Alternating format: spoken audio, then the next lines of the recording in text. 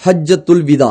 ஹஜ் கடமையை நிறைவேற்ற அரபுலகம் முழுவதிலும் இருந்து சுமார் 1,20,000 அதிகமானவர்கள் அங்கே குழுமியிருந்தார்கள். தமது ஒட்டகத்தின் மீதமர்ந்தபடி நபி அவர்கள் ஒரு சொற்பொழிவு ஆற்றினார்கள். நபி ஸல்லல்லாஹு அலைஹி வஸல்லம் அவர்கள் அப்போது ஆற்றிய அந்த சொற்பொழிவே நபி அவர்களின் இறுதி பேருரை என்பதாக இன்று அறியப்படுகிறது. நபி முஹம்மது ஸல்லல்லாஹு அலைஹி வஸல்லம் அவர்கள் பேசத் தொடங்கினார்கள். நிச்சயமாக எல்லா புகழும் அல்லாஹுவிற்கே. அவனையே நாம் புகழ்கிறோம், அவனிடமே நாம் உதவி தேடுகிறோம், அவனிடமே நாம் பாவ மன்னிப்பு கோருகிறோம்.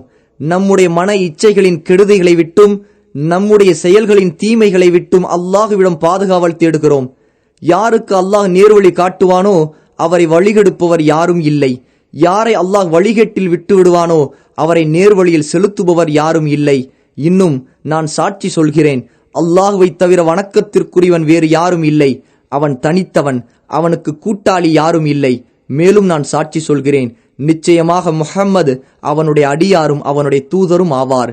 ஓ மக்களே, என் பேச்சை கவனமாக கேளுங்கள்.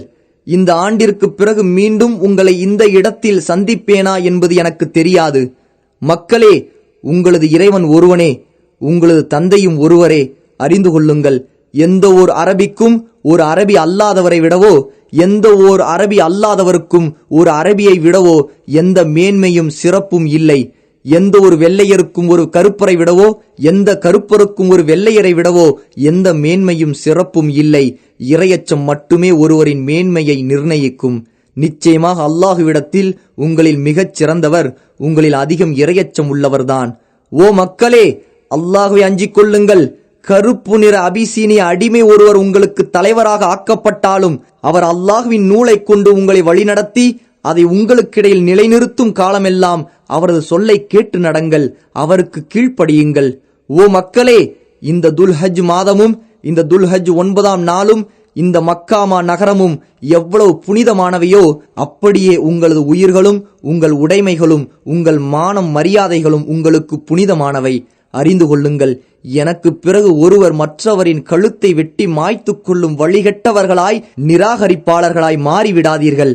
உங்களது இறைவனை நீங்கள் சந்திக்கும் வரை இப்படியே வாழுங்கள். நீங்கள் அனைவரும் தவறாமல் அல்லாஹுவின் முன்னிலையில் ஆஜராகப் போகிறீர்கள். அப்போது அல்லாஹ் உங்களது செயல்களை பற்றி விசாரிப்பான். நான் மார்க்கத்தை உங்களுக்கு எடுத்துரைத்து விட்டேன். உங்களில் எவராவது மற்றவருடைய பொருளின் மீது பொறுப்பேற்றிருந்தால் அதை அவர் உரிய முறையில் அதன் உரிமையாளரிடம் ஒப்படைத்து விடட்டும். ஓ மக்களே, முஸ்லிம்கள் அனைவரும் சகோதரர்கள். உங்கள் அடிமைகள் விஷயத்தில் பொறுப்புணர்வோடு நடந்து கொள்ளுங்கள். அவர்களை நன்றாக பராமரியுங்கள். நீங்கள் உண்பதையே அவர்களுக்கும் உண்ணக் கொடுங்கள். நீங்கள் உடுத்துவதையே அவர்களுக்கும் உடுத்தச் செய்யுங்கள். ஓ குறைஷிகளே, நாளை மறுமைக்கான தயாரிப்புடன் மக்கள் வரும்போது நீங்கள் உங்கள் பிடரிகளின் மீது உலகச் சுமைகளை சுமந்து கொண்டு வந்து விடாதீர்கள். அப்போது அல்லாஹுவின் புறத்திலிருந்து நான் எந்த ஒரு விஷயத்திலும் உங்களுக்கு பலன் அளித்திட முடியாது. அறியாமை காலத்தின் அனைத்து விவகாரங்களும் என் பாதங்களுக்கு கீழே புதைக்கப்பட்டு விட்டன. அறியாமை காலத்தில் நிகழ்ந்துவிட்ட உயிர் கொலைகளுக்கு பழி வாங்குதல்கள் அனைத்தும் ரத்து செய்யப்பட்டு விட்டன.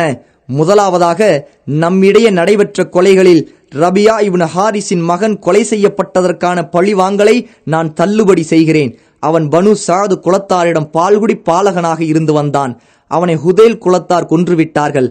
அறியாமை காலத்தில் இருந்த வட்டியும் என் பாதங்களுக்கு கீழே புதைக்கப்படுகிறது. ஆனால் உங்கள் அசல் தொகை உங்களுக்கே உரியது. நீங்களும் அநீதி இழைக்க கூடாது, உங்களுக்கும் அநீதி இழைக்கப்படக்கூடாது. முதலாவதாக நம்மவர் கொடுத்திருந்த வட்டிகளில் அப்பாஸ் இப்னு அப்துல் முத்தலிபுக்குரிய வட்டியை நான் தள்ளுபடி செய்கிறேன். அவரது வட்டி அனைத்தும் அசலுடன் தள்ளுபடி செய்யப்படுகின்றன. ஓ மக்களே, ஒவ்வொருவருக்கும் சொத்தில் அவரவரின் உரிமைகளை அல்லாஹ் வழங்கி இருக்கின்றான். இனி எவரும் தமது எந்த வாரிசுக்கும் உயில் எழுதக்கூடாது. அறிந்து கொள்ளுங்கள், குழந்தை விரிப்புக்கே சொந்தமானது. அதாவது அனுமதிக்கப்பட்ட திருமண உறவுடன் இருக்கும் கணவனுக்கே குழந்தை உரியதாகும். மனமுடித்துக் கொண்ட பிறகும் விபச்சாரம் செய்பவர் கல்லெறிந்து கொல்லப்பட வேண்டும்.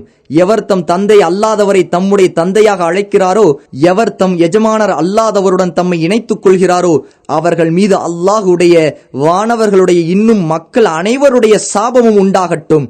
அவர்களின் கடமையான உபரியான எந்த வணக்கமும் ஏற்றுக்கொள்ளப்படாது. ஒரு பெண் தமது கணவரின் வீட்டிலிருந்து அவரது அனுமதியின்றி எதையும் செலவு செய்யக்கூடாது. அப்போது உணவையுமா என்று கேட்கப்பட்டது. அதற்கு நபி அவர்கள், ஆம், அதுதான் நமது செல்வங்களில் மிகச் சிறந்தது என்றார்கள்.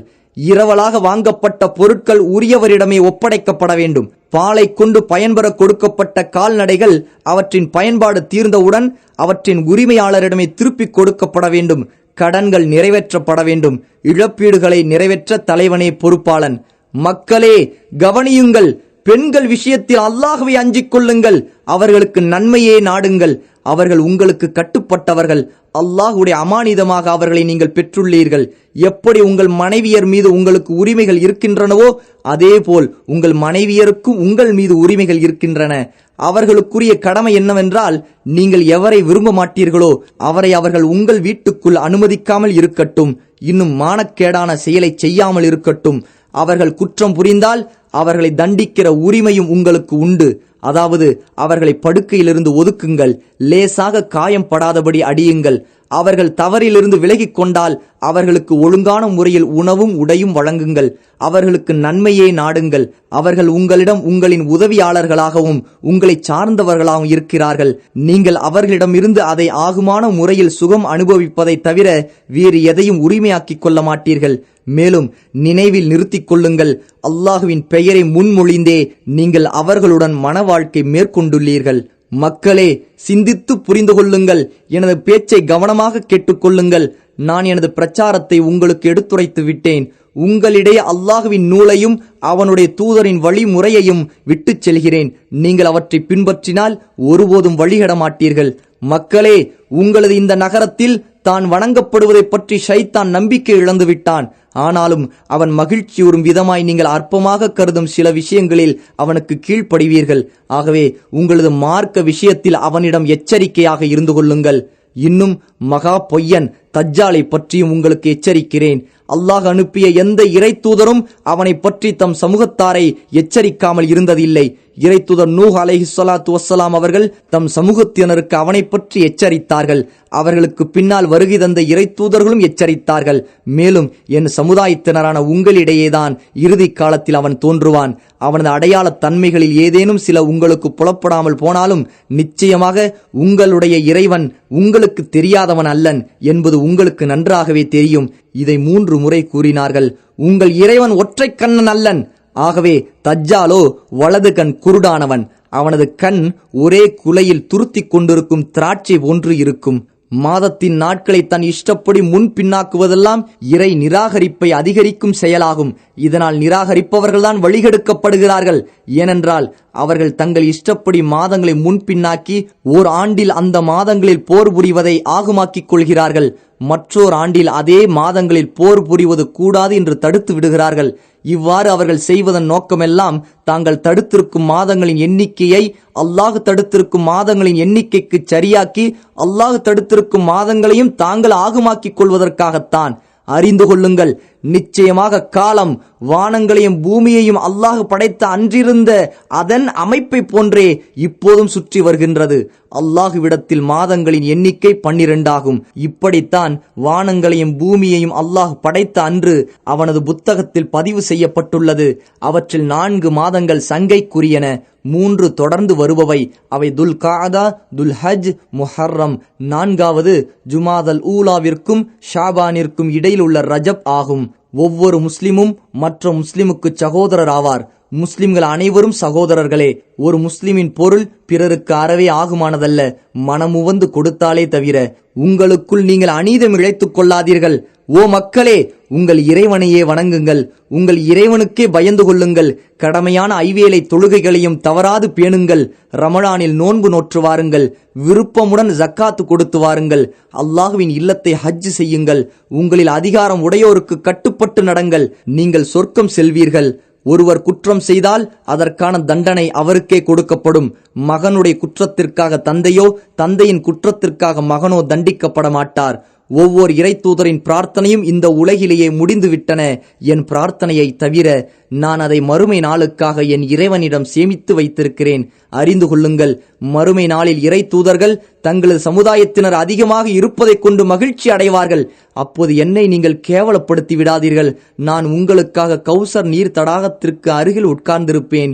மக்களே, எனக்கு பின் எந்த ஒரு இறை தூதரும் இல்லை, உங்களுக்கு பின் எந்த ஒரு சமுதாயமும் இல்லை.